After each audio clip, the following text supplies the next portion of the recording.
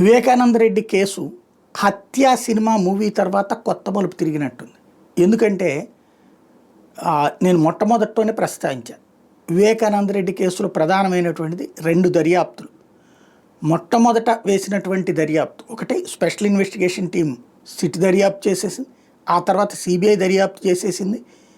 అసలు నిందితుల్ని వాళ్లే పట్టుకున్నారు, వాళ్లే ఆయుధాలతో సహా అంతా కూడా తేల్చారు.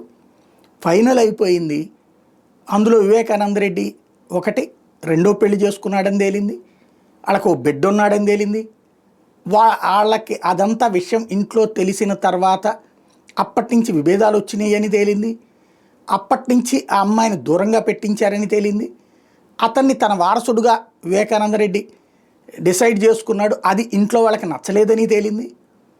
ఆ తర్వాత ఆ కుటుంబాన్ని అవతలకు పంపించేశారు. ఆ కుటుంబానికి 10 పైసలు అందకుండా చేయడంతో పాటుగా వివేకానంద రెడ్డికి చేతిలో డబ్బులు లేకుండా, చేతిలో డబ్బులు ఆడకుండా చేయడంతో తప్పని పరిస్థితుల్లో సెటిల్మెంట్ల కోసం అని చెప్పి తన అనుచరుల మీద ఆధారపడ్డాడని తేలింది.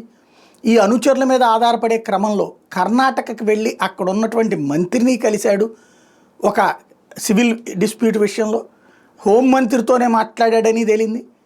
అది వేస్ట్ అని అబద్ధమని తేలిన తర్వాత ఇక ఏం చేయాలో అర్థం కాని పరిస్థితిలో అప్పుడు దానికోసం ఖర్చు పెట్టిన అప్పు ఒకటి భారం అయ్యింది. ఈలోపు రంగురాళ్ళు వజ్రాలు అని ఎవరో చెప్తే నమ్మి దానికోసము డబ్బులు అప్పు తీసుకున్నాడని తేలింది. అవి 2 ఫేక్ అయ్యి అది కాస్త మరికొంత అప్పు అయింది అన్నటువంటి విషయము తేలింది. ఆ తర్వాతన చేతిలో డబ్బులు ఆడని సందర్భంలో తన 2వ భార్య మెసేజ్ కూడా ఇచ్చింది, నీ మూలంగా మేము నాశనం అయిపోతున్నాము, నీ కుటుంబము నువ్వు నాశనం అవుతావని శాపనార్థాలు పెట్టడం. ఆ తర్వాత తను తన ఆస్తిని, తన పేరిట ఉండేటటువంటి ఆస్తిని ఆ అమ్మాయి కొడుక్కి, అంటే తన 2వ భార్య కొడుక్కి వారసుడిగా రాసిచ్చారు అన్నటువంటి పాయింట్ కూడా, అదే కాగితం ఏదైతే నోటరీ అన్నటువంటి విషయం కూడా అప్పుడు ప్రధానమైనటువంటి. ఇదే సిబిఐకి సంబంధించిన తొలి దర్యాప్తు అంశం. దాన్నే ఈ హత్య సినిమాలో కూడా హైలైట్ చేసినటువంటి అంశం. అంతకుముందు మాట్లాడుకున్నాం, కానీ ఇప్పుడు అది దృశ్యీకరణ జరిగింది.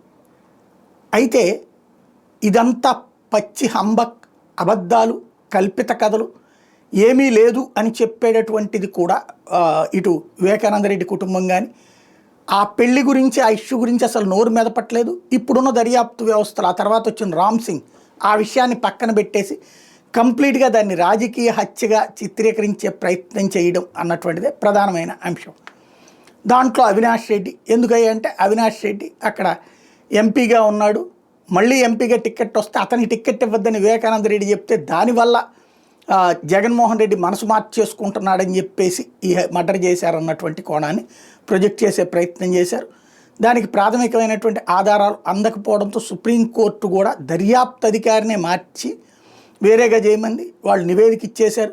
తన అరెస్టు వెంటనే బెయిల్ ఇచ్చేయమంది, అది కూడా ఇచ్చేశారు. ఇప్పుడు అతని బెయిల్ రద్దు చేయించేటటువంటి ప్రయత్నంలో షర్మిల ముందడుగు వేసినట్టుంది. అందులో భాగంగా సునీతని ప్రాణాపాయం ఉంది, అవినాష్ రెడ్డి బయట ఉన్నంతసేపు ప్రమాదకరం, అనేక మంది దాంట్లో సాక్షులు చనిపోతున్నారు కాబట్టి అన్న కోణాన్ని ముందుకు తీసుకొచ్చేటటువంటి ప్రయత్నం చేసింది. మరి ఏం జరుగుతుందో చూడాలి.